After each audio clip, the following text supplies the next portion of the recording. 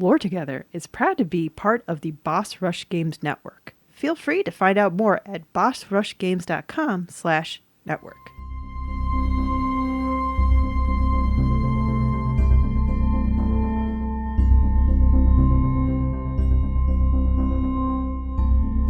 Hi, I'm Safi. And I'm Mystic. And this is Lore Together. This is the podcast where a husband and wife team go over all the storytelling, world building, and characters of video games. Because it's what we like to do together. We lore together. Yep.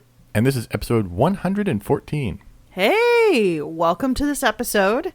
We hope you enjoy it. Ooh, nothing witty this time? No. Oh, I'm giving enough. up the witty game. I think I've lost. That's fair. I've lost the witty game. Before we get into the episode, a few things we have to cover. First is if you'd like to contact us. You can do that many different ways. Instagram, Blue Sky, Mastodon, Reddit, YouTube, Steam, and Discord, all in the description down below. Discord's a little harder. You have to go through a website to get there since it's Boss Rush. Yes, thank you, our awesome network, for that. Or you can contact us via email at loretogether@gmail.com. Now, this episode, this subject matter, was picked by our patrons in a recent poll. And if you like to pick future topics, you can help support the podcast by going to patreon.com/loretogether, where you can pay a per episode pledge to get early access to episodes, early access to our Let's Plays, as well as the ability to vote in our Let's Plays and vote on future episodes.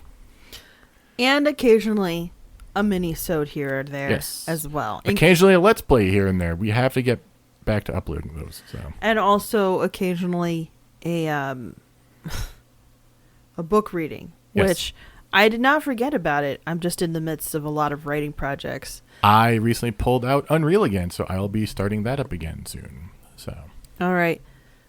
The other way you can support us is by giving us a thumbs up, 5 stars, like, whatever it is, wherever you're listening. We do appreciate it.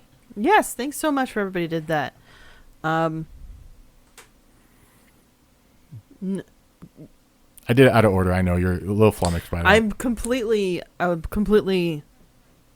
thrown by that. Okay, so now that I'm recovering from the fact that I was thrown by you being out of order, once again, I don't know what we're covering, and it's not a two-parter this time, I'm assuming? It is not a two-parter. We are covering 2 games. Ooh. That is part of a larger franchise. Okay. But the reason I went out of order is because this was the most requested of our Patreon poll. I did tell them that because it's most requested doesn't mean it's going to come the next episode. You know, we do kind of have stuff that we're working on at the time. Yes, multiple. But it did kind of shove it way up the list. It got reprioritized in the stack of stuff that Mystic's been writing. Yeah, this is a game series I played a couple times. I never got too deep into it because I wasn't really into this genre as much. You and I have played this genre together. This is a world that deals with sci-fi. I love it. And deserts and houses. I immediately went to Dune, and then next I thought Star Wars, so I'm like, neither one of those are the answer. Neither of those.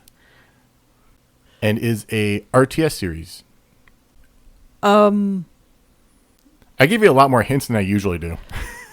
Wait, StarCraft doesn't deal with deserts. StarCraft is only 2 games as well, and we would not have a larger franchise outside of that. Are we doing Command and Conquer? No. You may not know this one. So we are doing the first part of the Homeworld storyline. Yeah, I have no idea what this is whatsoever. The original game, Homeworld, came out in 1989, developed by Relic Entertainment, who we have not covered, I think, in the show. We've not covered a game of theirs, but you and I have played their games.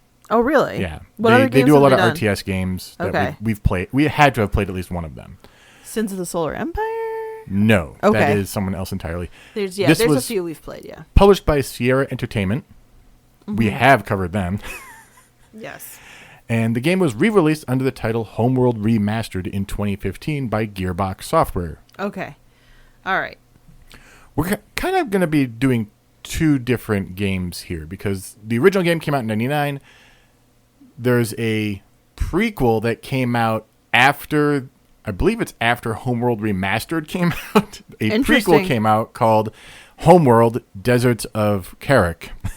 Okay. So, yeah, we're going to smash those two together into one episode. All right. I should note there is a vast difference in gameplay between those two games. Really? Well, I mean, one was developed in a late night. Not in that regard. So all the games in the Homeworld franchise, save for one, are 3D space-based RTS games. That one exception being the planet-based Homeworld Deserts of Carrick. Oh, wow. Okay. So Deserts of Carrick is more like what you have played, where it's 2D and everything, and the other ones are 3D, where you're working in space. So. Oh, like a three-dimensional battle map of sorts? Okay. Yeah, because of course I'm always thinking of like the isometric turn around maybe a little Here bit. Here you're spinning the camera all around the... Oh, jeez. Yeah. That's intimidating. Yeah. Partially also tossed Deserts of Carrick in here because it seemed like an obvious place to start. It'd be one that you'd be more comfortable with, being a more familiar RTS style. Yeah. And it is the prequel to lead in. Right, So. exactly. This is not a universe of Earth and stuff we know, just to put that out there. We are following a race called the Kushan, who live on the desert world of Carrick. Mm-hmm. The race is split into different houses called Kith. Now, Kith. I literally have Safi will make a now Kith joke here. Guys, you missed where he looked at me as if to give me permission to do such a thing. I knew you were going to if I didn't let you get it out of your system. So It's the dumbest joke, but it makes me laugh every time. this eventually leads to thousands of years of bloodshed and religious warfare, including a specific war called the Heresy Wars, which we will not really touch on. I thought there's a different series entirely, of course, I think of when I think of heresy. Yes. We'd have to bring in a ringer for that one, because I am not about to deep dive into Warhammer lore. Okay. We do have a friend that we could bring in for Warhammer lore if we absolutely need to, which might happen. Eventually, we begin the events of Deserts of Carrick and meet up with Rachel Sajet, that's S''Jet, of Kith Sajet. She's a brilliant scientist, but at this point has become obsessed with the death of her brother Jacob and her quest to uncover what happened to him. In fact, at this point, I don't think she knows that he's dead. Just missing. Just presumed dead and missing. Okay. Yeah. To that end, she joins the Coalition military, and after years of training, she's assigned to the carrier Capisi. Good thing, too, as the Capisi is heading into the Great Banded Desert, where an enormous object has been found via satellite. Ooh. And it's also where her brother's last known whereabouts put him. Conveniently putting her on the course she wants. I love it when that works out for someone. And we're talking huge desert. It takes the whole game to get from our primary missions outside the desert to the anomaly at the middle. It's interesting that you say it like that because I think about how technology is influenced by the needs of the cultures who make it. Mm-hmm. So it would make sense that if you had a culture that had vast deserts and the danger of going across the deserts was wide, but you were still, a curious race of people, yeah, you'd probably want to have drones, satellites, and other such scouting items, we will get invested there. in. Okay. There's also a bit of a thing where the Coalition is very ground-based. Like, they have a carrier that whatever can, I think it floats, whatever, but there's other Kith houses, like, that have levitation. Okay. So speed becomes a differential there because you have either wheels or you have levitation. One's going to go much faster. So there's more maneuverability in one. There's more solid grounding on the other. So right. No, that makes perfect sense. The Capisi is departing from Epsilon Base right before a Kith Galcian attacks it. See, Kith Galcian is all about their god Sajuk. His first commandment is about pretty much don't go into space, which the Coalition did to get a satellite up into orbit to even see the thing in the desert that they are all trying to investigate. So they're like, so this is where the heresy comes in, right? You did a heresy putting up a satellite, and now Sajuk commands that we punish you for it.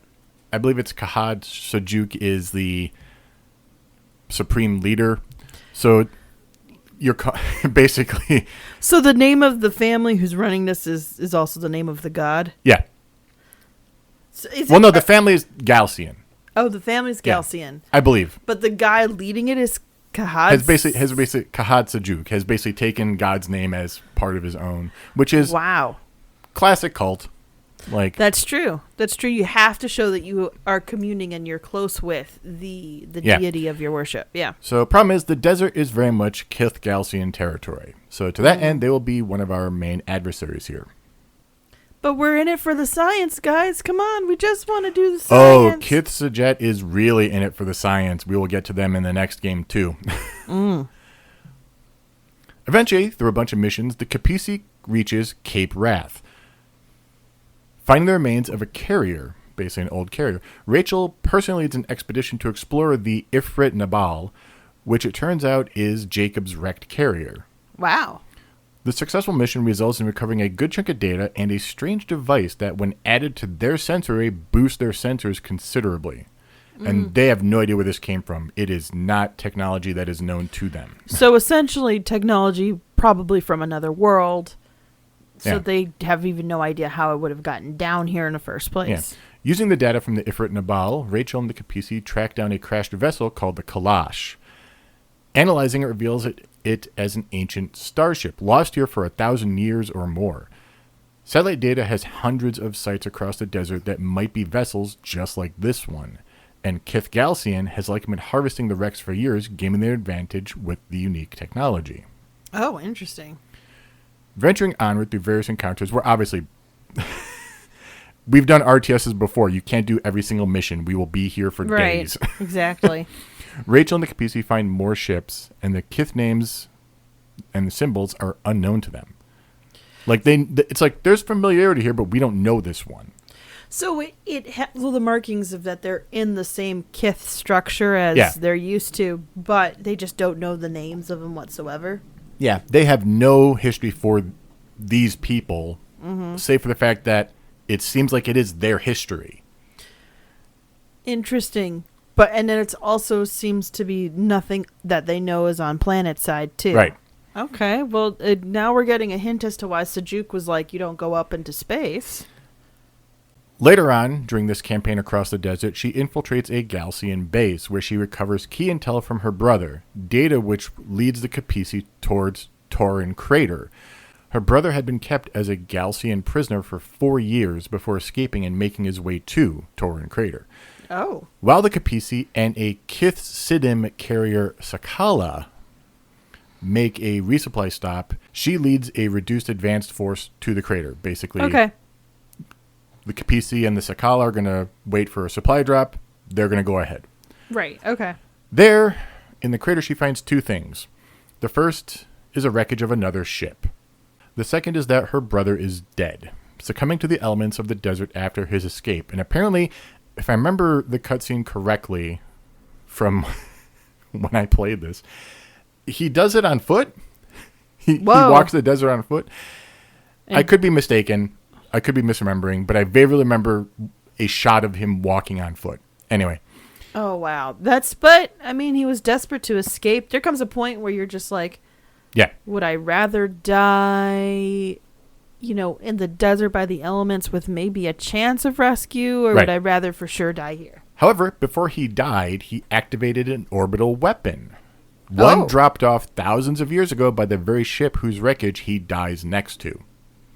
Oh. Basically, it's kind of his goal was to get here. Like, he kind of figured out that this was here. The one last act of vengeance, so to speak. Yeah. Let's go back a moment, though. That Siddim cruiser being allied with the Coalition, that doesn't last long. Okay. So the Siddim see themselves as superior to the other Kith, much like the Galcians do, actually. Yeah. In fact, both of those houses were the main antagonists in the Heresy Wars. So it basically was religious warfare, and it still is. The Siddim just have a weird way of going about it. They are fine being allies with the Coalition until the Galcians are taken care of, Oh, essentially, we'll work with you until your enemies... Until we have the upper hand, and then we're going to get rid of you. We'll trounce you. Okay. So that alliance with the coalition dissolves when the Sakala fires on those supply ships that were coming to resupply the Capisi. Oh, wow. Leaving Rachel separated from the Capisi with the Sakala between them and the Capisi having not many supplies to work with because they only are able to scavenge what comes from one of those crashed ships. Oh, my gosh. Yeah. Both the Siddim and the Galcians believe that they have the sole claim to the anomaly, which is called Kartoba by both of them, a mythical first city of Carrick. The Sakala races south, attempting to kill or capture Rachel at Torin Crater to seize the orbital weapon, but her group holds the attackers off long enough to allow the Capisi to arrive and annihilate the Siddim. Yeah, you tried the wrong one. All that's left is to reach the anomaly, which is, in fact, Kartoba. And it's kind of a cool reveal because it's just like this thing in the sand, and then you get like sensor readings, and it's just this ever-expanding circle. It's this giant city under the sand built around a crashed ship. All right, everybody get your shovels and pails out. We're going to be here for a while. Yeah. The Kahad Sujak, that supreme leader of the Galcians, who has made... By the way, he has made a ton of speeches during this whole campaign about how they will reign supreme and how their god is angry and vengeful about his commandments being broken and how the Galcians will bring a lasting peace to Carrick and their rule and how the sands will be bloodied, etc. You know how destructive cults, you got to burn bright, and essentially then as soon as they get their golden, they fade away so quick. Yeah, he shows up in his flagship and then eats sand as he is defeated because the coalition has an orbital cannon on their side. Hey, P.S., did you not notice we had this thing called technology? Yeah. Boom. Well, they have technology, too. They're the ones who are floating above the sand. They're the ones who have some more advanced technology. They just don't have orbital anything. No, they only did... Well, basically the only thing they have is an orbital scanner previously before they found this ancient weapon. His ship crashes into the sand and explodes, but not before he can give a final warning of doom and destruction coming for Carrick. Yeah, okay, fine. You can do that if you want. Rachel and the rest of the Kushan begin to explore and excavate the ancient city, discovering that they are all one race, one people, and home is elsewhere. Ah, so they were settled here originally. Huh. And as the now unified people explore, they find new technology and ship designs beyond their wildest imaginations. And we're going to shift into the actual first game now. The most impressive piece of technology is a hyperdrive module. Oh, wow. The Kushan salvaged this hyperdrive and then dug deeper. Then they found the most important artifact, a piece of rock on which was etched a map of the entire galaxy, showing a path from Carrick to a world known as Higara, which translated to our home in the Kushan language. Huh, interesting. The Guidestone finally confirmed the xenogenesis theory for which scientists had been arguing about for decades. Carrick was not their homeworld, and that their origins belonged far across the galaxy. With the discovery of the Guidestone, the Kushan all worked together for the next 100 years to build the ship that would seek out their homeworld. Over the course of that time, a scaffold was built to house the framework of the Kushan mothership, a colony ship that would carry 600,000 people from Carrick to act as the progenitors on their destination. It's interesting you mentioned that because this reminds me, Mystic, of the time we went to an event at a planetarium. I might have mentioned this before in another episode previously, but you had asked the question during part of the event, how can we promote more space exploration and space, even colonization? And the expert we talked to said, you just need so many resources that it's going to take a lot of unifying of, political, government, and resource fronting organizations to be able to do something that impressive. Yeah. And it sounds like, at least in this game, the premise is they got the inspiration so that the world did unify to be able to combine all the resources and have essentially a shared dream of the space colonization. The scientists also worked on a basic fighter drive technology, which would allow the mothership to construct combat vessels. Basically, as this thing is traveling, it's going to also acquire resources, build up a fleet, all that stuff. They're not naive. They know that there's stuff out there. Well, yeah. Well, I mean, at minimum, there's at least other asteroids and other debris that you're going to have to shoot down. Right. But considering they forgot what their homeworld was, they have to assume that there are other people out there who might have also forgotten where their homeworld was as well. It's a fair assumption. The most important aspect of the mothership was the hyperdrive module. The scientists had reverse engineered the technology for later use and then repaired and installed it aboard the mothership, allowing them to reach Hagara quicker by performing a series of large span jumps across areas of space. Nice. And they're going literally across basically a galactic disk almost. They're going from the very edge towards the center. Wow. So, yeah. That's a huge... How many light years away is our solar system from the center of the Milky Way galaxy? I couldn't tell you, but when I did the trek in No Man's Sky to go from the edge to the center, it took me a lot of jumps through black holes. So I imagine it is quite far. I believe the Milky Way is 70,000 light years across. Yeah. So it's a distance. It's incredibly large. The construction of the mothership alone took 60 years of that time and consumed almost all available resources that they had. Yeah, that makes sense. So the thing is, during construction of the mothership, a problem was identified and no known solution could be found. The mainframe computer had to control and coordinate the entire journey, and even the Kushan's limited knowledge of artificial intelligence could not create anything near powerful enough. They had better than our LLMs, I would guess. Mm-hmm. But, still not good enough to pilot. Constructing sentience is a task. Capital T task there. However, an honestly obvious and yet interesting solution was proposed, one that was never tested initially. Karen Sajet was a young and brilliant neuroscientist from Kith Sajet, and yes, they are a Kith that almost exclusively deals in science. Right, exactly. Suggested that a cybernetic interface could be created using a living Kushan mind to control it, and then offers herself up to be that mind. I want to be the mothership. Pretty much. Let me be the mothership. So she is wired up and installed into the ship and becomes essentially Fleet Command. Jeez Louise, what a sacrifice to make. Now, she still does have her sense of self. There is still a Karen Sajet there. She's just also the main computer for the ship. It just kind of reminds me of, so in Farscape, the ship was living, and there's this whole idea of you have to make sure the relationship with the ship is good, and there's a race of people that were bred to bond with those ships for the pilot. There's a great episode they do where the pilot, because they didn't do it the proper way, there was supposed to be a more natural way to bond with the ship.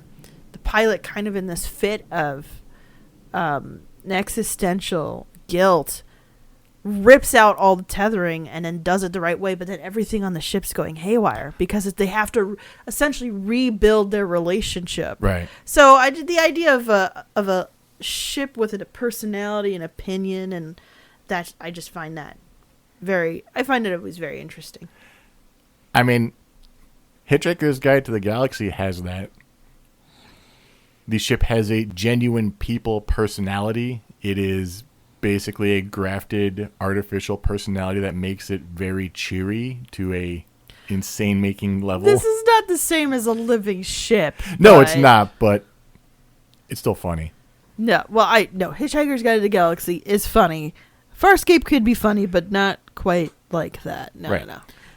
With the mothership nearly complete, a research vessel called the Kar Salem was dispatched to the very outer limits of the Carrick system. The purpose of this deployment was to provide the mothership a target for testing its own hyperdrive module. Basically, we're going to jump to a point in our system so that if something does go wrong, we can limp back home. Right. Well, at least half of us will still be alive by the time that we get there. Yeah. However, the hyperdrive test would not go unnoticed. Somewhere in the Great Wastelands, which is a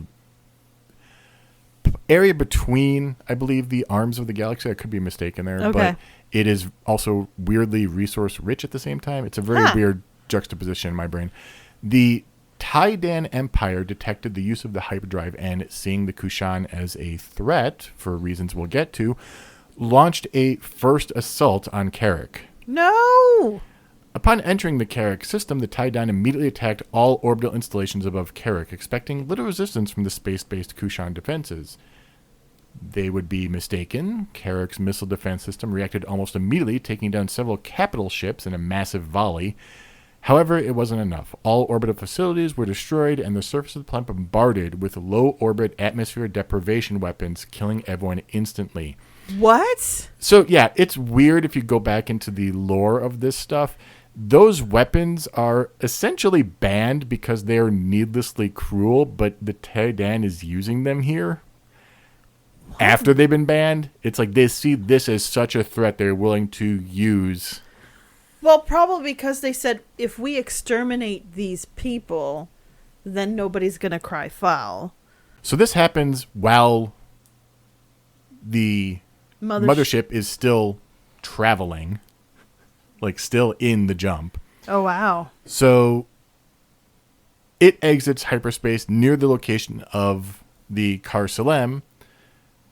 Thinking they had simply drifted, they attempt to signal the Kar Salem, tracing an automated beacon, and find it completely destroyed by an unknown enemy. Wow. The same enemy sent some fighters to deal with the mothership, but they were repelled each time by the mothership's own weapon systems, because it does have some defenses. Right, exactly. During the battle, the Kushan salvaged data from the Kar Salem and decided that it needed to return to Carrick to inform the Diamid of the threat, basically the people there of the threat. However, upon re-entry to the Carrick system from the Kar Salem position, they found basically Carrick is completely desolate and destroyed. Yeah, and, officially a desert. Yeah, literally you can see it just burning in the background. Oh, jeez. As the you're whole doing planet? Yeah. What the? Like a huge, vast, burned part of it just smoldering. Yeah. That's awful. Ugh. Their planet has been burned and the scaffold has been destroyed, obliterating all traces of the Kushan people. But the enemy had not yet finished. Fleet Command gets a signal from one of the cryo trays, which are basically these large cargo containers that each hold thousands of cryopods. It was under attack, and knowing that the trays contained the remainders of all the people that they knew and cared about, Fleet Command sent in a fleet, which it had built during the previous encounter at the Kar Salam. When approaching the trays, the enemy ships attacking them were noticed to be different than those encountered earlier. Fleet Intelligence ordered a retrieval of one of the ships and the destruction of the rest. Huh. After capturing one of the attacking ships, the data tapes revealed that it happened to the crew aboard. Also revealed that Carrick was attacked because of an order by the Taidan Empire, as we said. These ships, though, are from a group called the Turonic Raiders. So there's two groups that we now know of who are responsible for this. We'll get to why in a minute, but I was going to say, Turonic Raiders basically are just like piggybacking off whatever the Taidan are doing.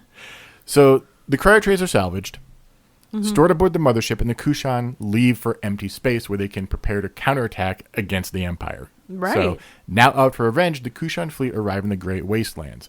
While they begin harvesting resources and building their fleet with new capital ships based on the technology reverse engineered from these captured frigates, at that point, an unknown mothership vessel appears in the region and is approaching fast. The fleet goes into high alert, but the signal is discovered to be a friendly ship. Huh. The arrivals call themselves the Bentusi, and they wish to engage in trade. Ah. So the Bentusi are cool. They were the first race to discover hyperspace. Basically, they found it. So they weren't the first race to discover hyperspace.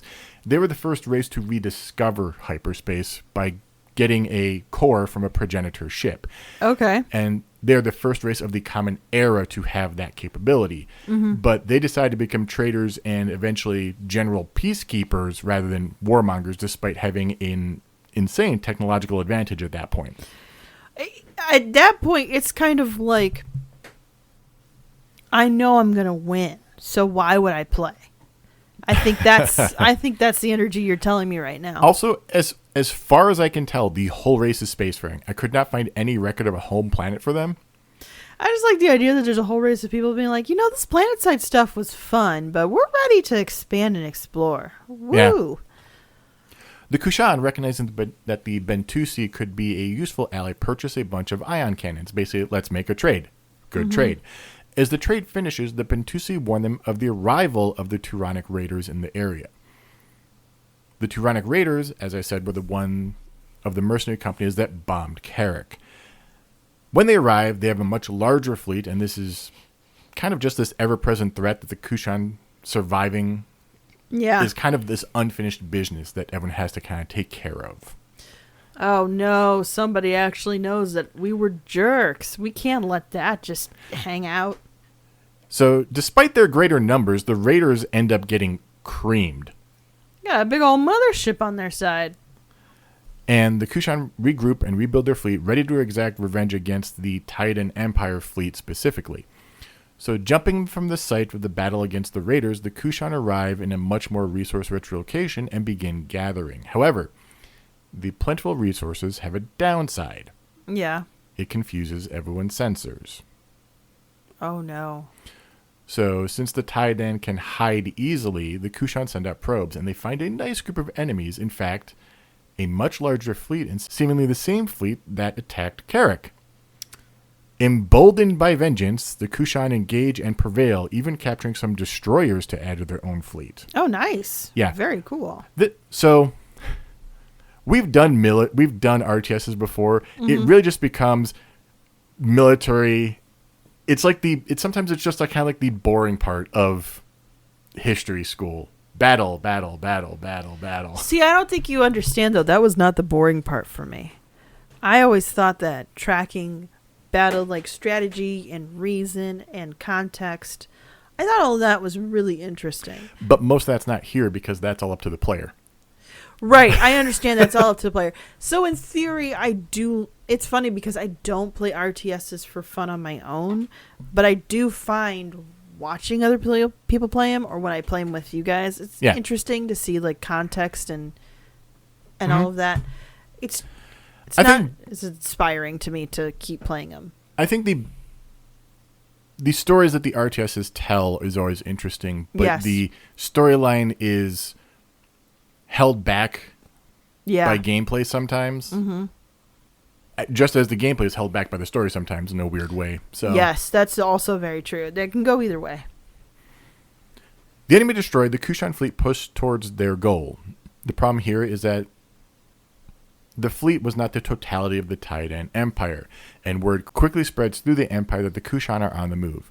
Many outposts are now strongly defended, and knowing that they do not have the attack power to rush their way through all the outposts, fleet intelligence decides to bypass most of them by passing through a nearby nebula. Near the nebula, the Bentusi return with another trade deal. Hey! But the Kushan ask basically whether they can guide them through the nebula. The Bentusi leave, only providing a cryptic warning that no one returns from the nebula. Oh, interesting. So, regardless of that warning, the Kushan enter the nebula, fully unaware of what awaits them. Yeah. They're like, well, we're almost extinct anyway. We might as well try this. Needing resources, they begin to harvest when an enemy mothership appears nearby. They call themselves the Kadishi and explain that the nebula is a sacred location. It's actually called, I think it's called the Garden of Kadishi. But they explain that by harvesting, the nebula has been defiled. Oh. So we're at this type of theme again, just like the Galcian, where we have defiled and defied their religion. So now... Oh, yes. Now it's time for retribution. Yeah. The Kushan basically gets an ultimatum to join the Kadishi or be destroyed. So negotiations very quickly fall apart after that, and the Kushan are thrown into another battle. Oh, man. These poor guys.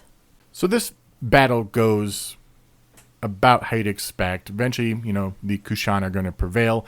They have to develop new technology, such as a new multi-gun ship. Mm-hmm. They're dealing with a lot of little ships around. It's basically a lot of new tactics for the player to deal with here. Yeah. But at the end, when all is said and done, the Kadishi mothership emits a strange hyperspace inhibitor that prevents the Kushan from leaving. Oh, no.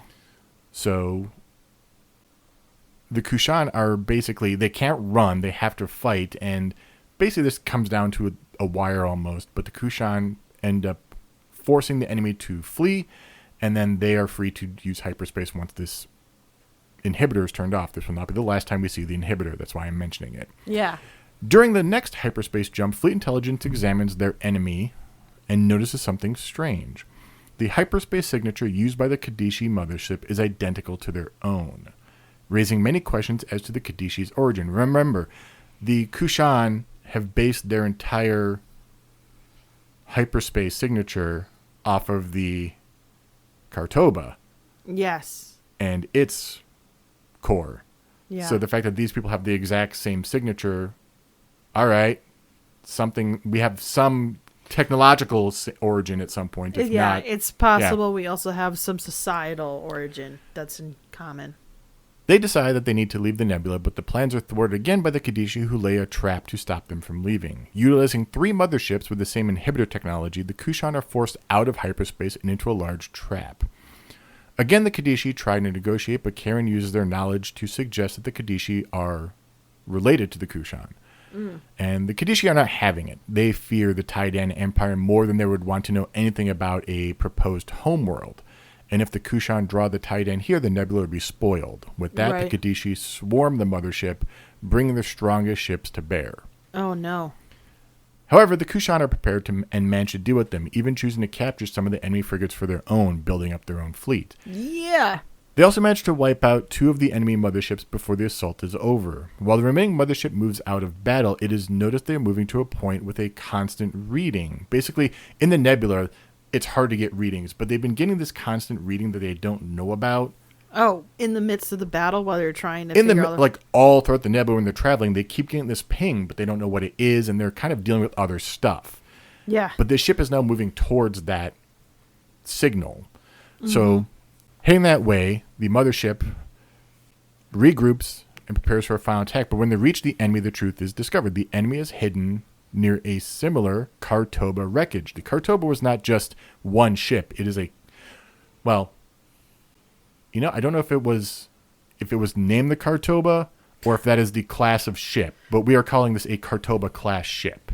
Right. So, that which makes sense, because if it's kind of like a siege ship sort of thing, and they have the resources to make these ships, it wouldn't be surprising to see that this is a race of people who would want to keep doing it Yeah. in this fashion for multiple planets they discovered that could sustain their life. Yeah. So this would prove that the Kadishi and the Kushan are related. Yeah. Unfortunately, the enemy has to be destroyed so they can leave the nebula. So the Kadishi are Higarans like the Kushan. Uh-huh. They were all exiled at the same time, but fearing Kara could be too hostile, Oh. a small group of ships went into the nebula and remained there, eventually becoming the Kadishi, with the nebula becoming the center of their lives. Basically, they could kind of go outside the nebula a little bit and kind of draw stuff in for resources that they couldn't get in there. But essentially, the nebula became their whole life. It was the source of most of their energy and also became their religion. Over generations. Yeah, it becomes ritualized. That makes sense. Yeah. The Kushan exit hyperspace in an empty airspace to regroup and prepare for... Basically, Kudishi are gone. Titan Empire still there. Yeah, exactly. During their preparation, an enemy signal is detected and is investigated. When investigated, they find a heavily armored ship with several capital ships protecting it. However, the capital ships only attack when the Kushan go near it. They kind of just stay in a holding pattern otherwise. Mm-hmm. After a battle with the strange ships, they disrupt a field, basically this weird signal, and salvage the strange, immobile, heavily shielded ship that has been controlling the capital ships. Essentially, it's a ghost ship, essentially. It's this weird airspace. It's not really ghost. It's kind of a computer signal that can control ships if they get too close, to the point that the crews can't wrest control back from it. Oh, wow. So, when salvaged, the Kushan learn that the ship is very old, and they don't even know the purpose of it. After this, the Bentusi arrive and trade for this knowledge, as they have never been able to get close to this weird ghost ship thing themselves, because it would just take control of their systems. The mothership is small enough that it doesn't affect it. Okay. Yeah, it's a different class of ship. It doesn't bother it. The Bentusi also promised to go to the Galactic Council for help for the Kushan in dealing with the Taidan, because the Bentusi, they don't fight. Yeah. Like, they're town guards. You know? This sounds more kind of like the reason why you have security to Walmart. Like, Yeah. hey, put that bubble gum back. All right, I'm calling the cops. Like, that's it. Like, that seems to be what they're doing. Now prepared to attack the Taidan Empire, the Kushan decide to attack a lay-defended research station, which is studying a supernova. The attack is not easy, for the supernova is emitting intense radiation, forcing the Kushan along tight corridors of dust to reach the station. The station and its garrison are easily wiped out by the Kushan fleet, though, allowing them to progress further towards Higara. Okay, finally, getting back towards quote-unquote home. Yeah, however, progress is halted again. The Kushan must save a Bentusi exchange, basically one of their ships, which is under fire from the Taidan vessels, because by this point the Emperor has figured out that the Bentusi have been helping the exiles on their quest, even only through trade. Right, they're You know? like, they just don't trust the fact. It's like, don't sell them stuff. They're going to do things that we don't like. We don't trust them. The Kushan scramble to save their allies, capturing an enemy heavy cruiser in the process. With the Bentusi saved, they decide to tell the Kushan more about what happened, promising again that they will also go to the Galactic Council again. Right. As the Kushan travel in hyperspace, they are pulled out of it into another trap, this time set up by the Taidan Empire. Oh my gosh. Using some gravity generators and various support ships, the Kushan mothership is assaulted with no access to their strike craft as a result of this weird field that's been set up. But the Taidan were underprepared because the trap had actually been set up for a different group entirely. See, the Taidan are dealing with a rebellion. Oh, interesting. And this trap wasn't for the Kushan, but had been meant for the rebel leader. Or one of the rebel leaders, I should say. Interesting. Luckily for the Kushan, Captain Elson, the rebel leader that it was meant for, arrives after the trap has been sprung. Oh, wow. And also just after most of the enemy trap fleet has been destroyed. So he kind of shows up and goes, oh, yeah, good job. Hey, I love the cleanup you did here. Yeah, but not enough. Like, fleet intelligence orders that he has to be protected, even though, you know, this is still, like, all of this could be traps, but we'll go with it. After the fight, Elson asks that the Kushan direct him to the Karis graveyard to send a coded transmission to the other leaders of the rebellion. In the graveyard, the Kushan fight through the many automated defenses, allowing for Elson's transmission to be sent. Before leaving, he provides the Kushan with some important coordinates, promising to rejoin them later. Now, we're so close to Higara, the Kushan push on, but are stopped by a large field generator that forms part How of the... many times are they going to be stopped to getting to Higara? As many different missions as there has to be for the game. This is how video games are so different from books. Because I could, if I was reading a book that kept doing this, I'd be like, stop, author. We get the point. There were many trials. We have to get to the conflict of when they finally arrive. Well, yes, you say that, but then I think of a book like The Martian, where Andy Weir literally says, I just kept trying to come up with new things I could throw at him to throw the whole thing into jeopardy and to stall progress.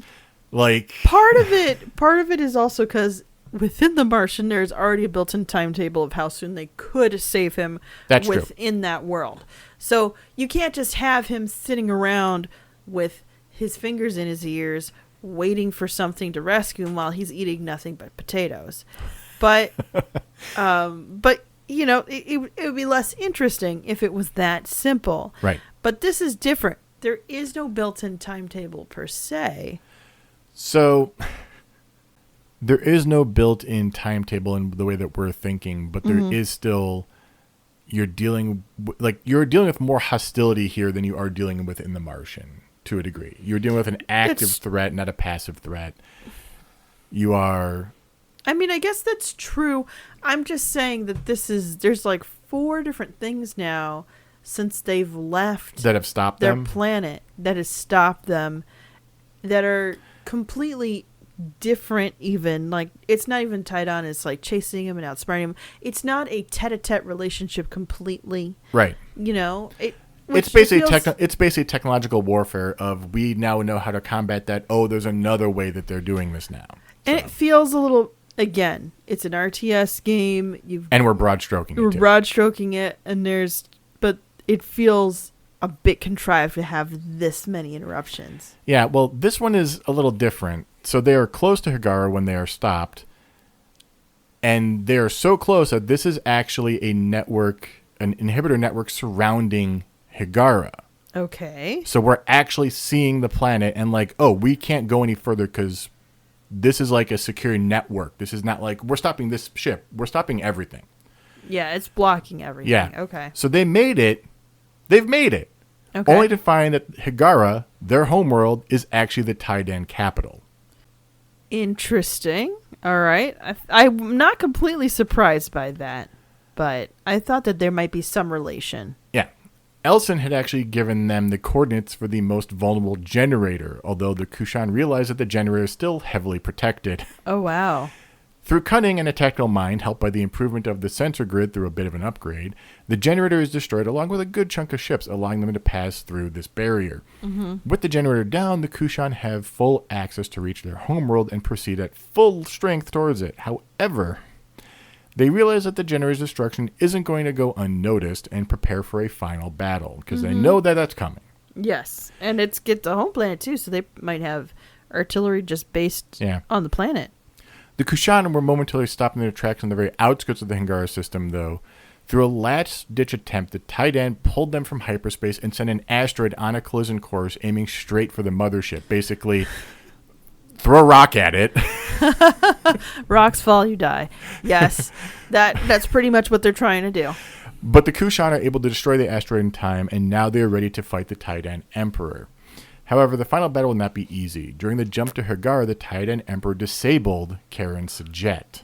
Whoa. Remember, she's fleet command, and therefore, the Kushan fleet is thrown into complete disarray. Yeah, there's nothing to coordinate it at all. Yeah, so without fleet command, it would only be a matter of time before the Kushan would fail in their attempt. However, fleet command isn't the only one with some control here. Yeah. Fleet intelligence picks up some of the slack, directing the fleet to defeat all the attackers while they focus on Karen's well-being. Captain Ellison, as promised, arrives in the system and helps the Kushan to defeat the Emperor and the Taidan fleet with the rebel forces. Mm-hmm. In the final seconds, Karen Sajet comes back online at last and witnesses the death of the Emperor. With the war over and the Kushan victorious, the Galactic Council arrives a bit too late to actually do anything of substance beyond allowing the Kushan access to Higara.